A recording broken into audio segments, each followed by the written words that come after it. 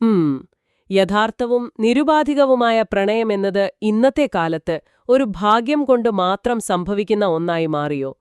നിങ്ങളിപ്പോൾ ഈ ആധുനിക ലോകത്തുകൂടി കടന്നുപോകുന്ന ഒരാളാണെങ്കിൽ ഇന്നത്തെ ഈ ഗഹനമായ ചർച്ച നിങ്ങളെ ശരിക്കും ചിന്തിപ്പിക്കും. അതെ, തീർച്ചയായും. ഇന്ന് നമ്മൾ പരിശോധിക്കുന്നത് പ്രണയത്തിന്റെ സവിശേഷമായ സാരാംശം എന്ന് വിളിക്കാവുന്ന ചില കുറിപ്പുകളാണ്. ആധുനിക കാലത്തെ പ്രണയം മുതൽ മനുഷ്യജീവിതത്തിന്റെ നശ്വരത വരെ നീളുന്ന ആശയങ്ങളിലേക്കുള്ള ഒരു തീവ്രമായ യാത്രയാണിത്. അപ്പോ നമുക്കിതൊന്ന് വിശദമായി പരിശോധിക്കാം. ഈ കുറിപ്പുകൾ പറയുന്നത് പരസ്പരം ചതിക്കാതെ, വഞ്ചിക്കാതെ ഒരു ജീവിതം പൂർത്തിയാക്കാൻ ഇന്ന് വലിയൊരു ഭാഗ്യം തന്നെ വേണമെന്നാണ്. ശരിയാണ്. മരണത്തിന് പോലും വേർപെടുത്താൻ കഴിയാത്ത വിധം ഒന്നായിരിക്കുവാനും വലിയ ഭാഗ്യം വേണം. ഈ വിഷയത്തിന്റെ വൈകാരികതയെ നാം വളരെ ശാന്തമായൊന്ന് വിശകലനം ചെയ്യേണ്ടതുണ്ട്. സ്നേഹവും സത്യസന്ധതയും ഇന്നത്തെ കാലത്തൊരു അപൂർവ വസ്തുവായി മാറിയിരിക്കുന്നു എന്ന ഈ നിരീക്ഷണം ശരിക്കും വിരൽ ചൂണ്ടുന്നത് മനുഷ്യന്റെ മാറുന്ന മനഃശാസ്ത്രത്തിലേക്കാണ്. അത് സത്യമാണ്. ഇന്നത്തെ കാലത്ത് കൂടുതലും കപട സ്നേഹമാണുള്ളത്. അപൂർവം ചിലർ മാത്രമാണ് സത്യസന്ധമായി പ്രണയിക്കുന്നത്. ഇതിന് പിന്നിലെ പ്രധാന കാരണം ആളുകളുടെ ഉള്ളിലെ ഭയമാണ്.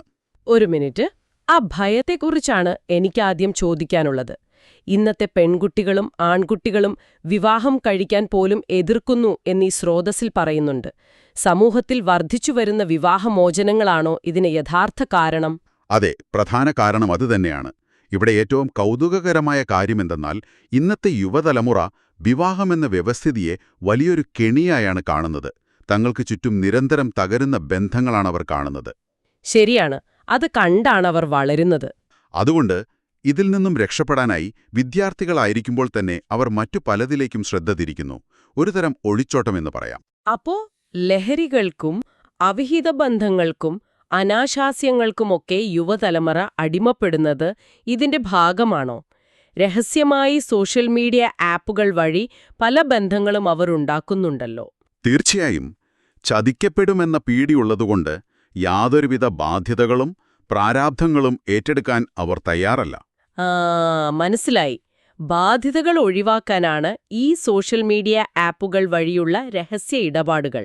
അതെ, സ്വന്തം കാലിൽ നിൽക്കാൻ സ്വന്തമായി ഒരു ജോലി നേടിയെടുക്കുക എന്നത് മാത്രമാണ് ഇന്നത്തെ തലമുറയുടെ ലക്ഷ്യം. സാമ്പത്തിക സ്വാതന്ത്ര്യമുണ്ടെങ്കിൽ ഈ വൈകാരിക പ്രശ്നങ്ങളിൽ നിന്ന് ഒളിച്ചോടാം എന്നാണവർ കരുതുന്നത്. ഇതൊരു രസകരമായ അവസ്ഥയാണ്. എനിക്കിതിനെ മറ്റൊരു രീതിയിൽ ഉപമിക്കാൻ തോന്നി. അതായത്, ഇന്നത്തെ ബന്ധങ്ങൾ ഒരു മനോഹരമായ എന്നാൽ പെട്ടെന്ന് പൊട്ടുന്ന ഒരു ഗ്ലാസ് പാത്രം പോലെയാണ്. ചെറിയൊരു പ്രശ്നം വന്നാൽ ഉടനെ അത് ഒഴിവാക്കും. വളരെ കൃത്യമായ ഉപമയാണ്. പക്ഷേ എന്റെ ചോദ്യം ഇതാണ്: യുവതലമുറ വിവാഹം വേണ്ടെന്ന് വെച്ച് മാറി നിൽക്കുമ്പോൾ മറുവശത്ത് വിവാഹം കഴിച്ച് നല്ലൊരു ജീവിതം ആഗ്രഹിക്കുന്ന മറ്റൊരു കൂട്ടർക്ക് എന്താണ് സംഭവിക്കുന്നത്? വിവാഹപ്രായം കഴിഞ്ഞ നിരവധി പേരുണ്ടല്ലോ. അവിടെയാണ് വിവാഹ വിപണിയിലെ വലിയൊരു വിരോധാഭാസം നാം കാണുന്നത്. ഒരു നല്ല ജീവിതം ആഗ്രഹിക്കുന്ന പലരും സമൂഹത്തിലുണ്ട്. പക്ഷേ വിവാഹമോചിതരായവർ പോലും ഇവരെ സ്വീകരിക്കാൻ തയ്യാറാവുന്നില്ല എന്നതാണ് സ്രോതസ് ചൂണ്ടിക്കാണിക്കുന്ന ഒരു പ്രധാന വിഷയം. അത് ശരിക്കും അത്ഭുതപ്പെടുത്തുന്നു. കഴിഞ്ഞ ബന്ധങ്ങളിൽ നിന്ന് മോചിതരായവർക്ക് പരസ്പരം കൂടുതൽ മനസ്സിലാക്കാൻ കഴിയേണ്ടതല്ലേ? സാധാരണ അങ്ങനെ ചിന്തിക്കാം. പക്ഷേ കഴിഞ്ഞകാല വിവാഹ ജീവിതവും അതിലൂടെ ശാരീരികമായും മാനസികമായും അനുഭവിച്ച യാതനകളും പലരുടെയും മനസ്സിനെ വല്ലാതെ തളർത്തിയിട്ടുണ്ട്. പുതിയൊരു ബന്ധത്തിലേക്ക് പോകാൻ അവർക്ക് പേടിയാണ്. എന്നാലും ചിലർ മാനസികമായി വലിയ കരുത്ത് നേകി പുതിയ ജീവിതം തേടുന്നുണ്ടല്ലോ. അവർ ജീവിക്കാൻ ശ്രമിക്കുന്നുമുണ്ട്. അതെ, ചിലർ ശ്രമിക്കുന്നുണ്ട്. പക്ഷെ അപ്പോഴാണ് സമൂഹത്തിന്റെ മറ്റു ചില പ്രശ്നങ്ങൾ കടന്നുവരുന്നത്. ഒരു വിവാഹാലോചനയുമായി ഒരു പാവപ്പെട്ട വീട്ടിലെ പെൺകുട്ടിയെ പെണ്ണുകാണാൻ ചെന്നാൽ പോലും എന്തെല്ലാം ഡിമാൻഡുകളാണ് സ്രോതസ് ചോദിക്കുന്നുണ്ട്. അവിടെയാണ് കാര്യങ്ങൾ ശരിക്കും കൗതുകകരമാകുന്നത്. സ്നേഹത്തിനായി ദാഹിക്കുന്ന മനുഷ്യർ തന്നെ എന്തിനാണ് ഈ ഡിമാൻഡുകൾ വെക്കുന്നത്? ജാതിയും മതവുമൊക്കെ ഇപ്പോഴും വലിയൊരു പ്രശ്നമാണല്ലേ? തീർച്ചയായും. സ്നേഹം പൂർണ്ണമായും സത്യസന്ധമായാൽ ഈ പറയുന്ന ഒന്നും ഒരു വിഷയമേ അല്ല. ജാതി, മതം, വർഗം, വിദ്യാഭ്യാസം, സമ്പത്ത്, തൊഴിൽ ഇതൊന്നും അവിടെ പ്രസക്തമല്ല. അതുപോലെ തന്നെ വൈകല്യങ്ങളും ആരോഗ്യ പ്രശ്നങ്ങളും ഒന്നും യഥാർത്ഥ സ്നേഹത്തിനൊരു തടസ്സമാകില്ല. അതെ, വീടും വാഹനങ്ങളും പണവും പ്രശസ്തിയും ഒന്നും സ്നേഹത്തിന് പകരമാവില്ല എന്ന് ഈ കുറിപ്പുകൾ വ്യക്തമായി പറയുന്നുണ്ട്. മനുഷ്യർ ആന്തരികമായ സ്നേഹത്തേക്കാൾ ബാഹ്യമായ കാര്യങ്ങൾക്കാണ് പ്രാധാന്യം നൽകുന്നത്. ശരിയാണ്. അപ്പോ ഇതിനർത്ഥം എന്താണ്? വിവാഹത്തിലെ ഈ വ്യർത്ഥമായ ഡിമാൻഡുകൾ മനുഷ്യന്റെ പൊതുവായ അഹങ്കാരത്തിന്റെ പ്രതിഫലനമാണല്ലേ? കൃത്യമായി പറഞ്ഞാൽ അതെ.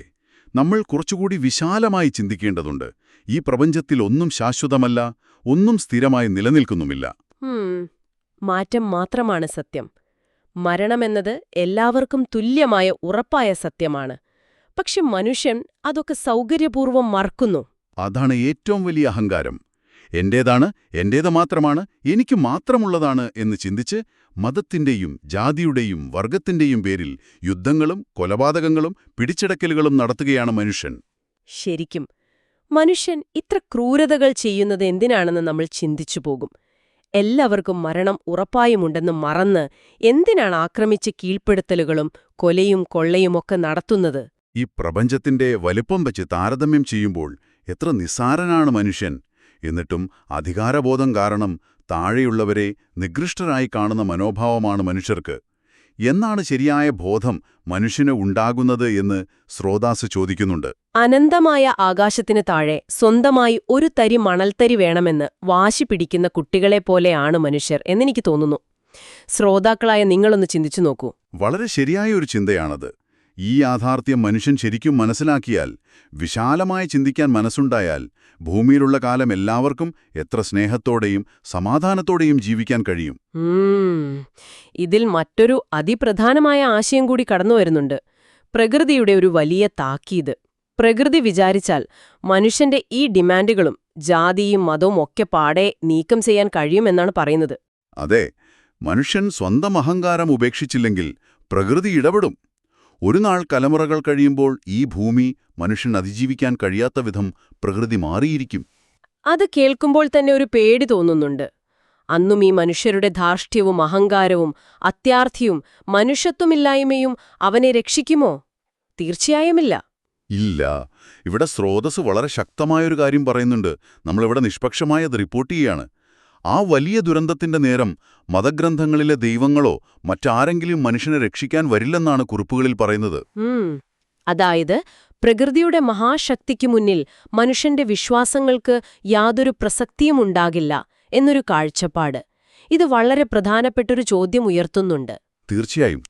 ആകെ കിട്ടുന്ന ഈ ജീവിതം ഇനിയെങ്കിലും സമാധാനപരമായും മനുഷ്യത്വപരമായും സത്യസന്ധമായും ആത്മാർത്ഥമായും സ്നേഹിച്ച് ജീവിച്ചുകൂടെ എന്ന ചോദ്യമാണത്. ഒരു ഉട്ടോപ്പിയൻ ലോകത്തെക്കുറിച്ചുള്ള സ്വപ്നമാണത്. എന്ത് മനോഹരമായ ചിന്തയാണത്! പണത്തിന്റെ ആവശ്യം പോലും ഇല്ലാതെ ജീവിക്കുന്ന ഒരു കാലം. ആരും വിശന്നു മരിക്കില്ല, ആരും ചതിക്കപ്പെടില്ല. അതേ, ആരും ഭവനങ്ങളില്ലാതെ തെരുവിൽ കഴിയില്ല. എങ്ങും സ്നേഹവും സന്തോഷവും സമാധാനവും മാത്രം. ഇത് കേൾക്കുമ്പോഴൊരുപക്ഷേ അസാധ്യമെന്ന് തോന്നാം. പക്ഷേ നമ്മൾ മനുഷ്യർ വിചാരിച്ചാൽ നടക്കാവുന്നതേയുള്ളൂ. ഇതിൽ പറയുന്ന മറ്റൊരു കാര്യം എന്നെ വല്ലാതെ സ്പർശിച്ചു. ഈ ഭൂമിയും ചരാചരങ്ങളും ഒന്നായി ലയിച്ചാലും ആ സ്നേഹം മാത്രമുള്ള സമാധാനത്തോടെ ഈ ജീവിതം ഒരു സ്വപ്നം പോലെ അവസാനിച്ചാലും ഒരു പ്രശ്നവുമില്ല എന്ന്. അതൊരു വലിയ തത്വചിന്തയാണ്. അതായത് ലോകാവസാനം വന്നാൽ പോലും അത് സ്നേഹവും സമാധാനവും നിറഞ്ഞ ഒരവസ്ഥയിലാണെങ്കിൽ അതിൽ ദുഃഖിക്കാനൊന്നുമില്ല എന്ന്. ശരിയാണ്. അപ്പോ നമ്മൾ ആധുനിക പ്രണയത്തിന്റെ സങ്കീർണതകളിൽ നിന്നാണ് തുടങ്ങിയത്.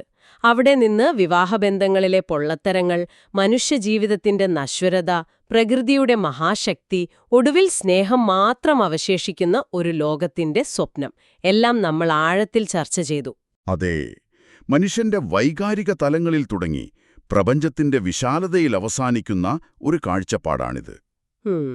ഇനി ശ്രോതാക്കളായ നിങ്ങളോട് എനിക്ക് നേരിട്ട് ചില ചോദ്യങ്ങൾ ചോദിക്കാനുണ്ട്.